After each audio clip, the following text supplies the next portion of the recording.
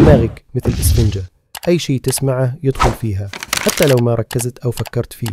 لما تسمع أغاني دماغك ما يسمع بس الكلمات، لا، هو يمتص المشاعر واللحن مع الكلام. والمشكلة إنه العقل الباطن عندك ما يفرق بين الكلام الصح والكلام اللي تقول أنا ما أصدقه.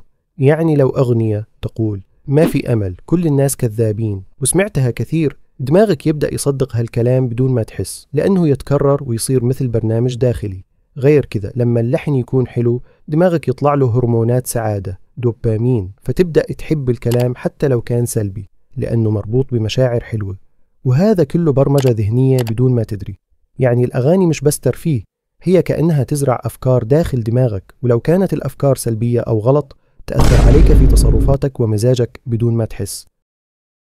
شوف يا أخي، كل اللي قلته لك عن تأثير الأغاني مبني على علم وأبحاث، ما جبت سيرة الدين. العلم اليوم يقول إن الكلام اللي تسمعه ويتكرر خاصة مع لحن يدخل في عقلك الباطن ويأثر على مشاعرك وأفكارك وسلوكك حتى لو ما كنت مركز.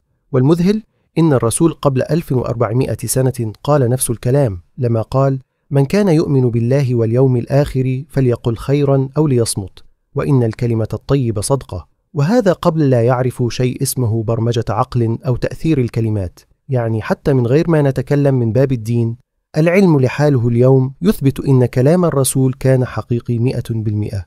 وهنا يبان إن دينك سبق العالم في أشياء كثيرة، بس إحنا اللي نرجع نفهم متأخر.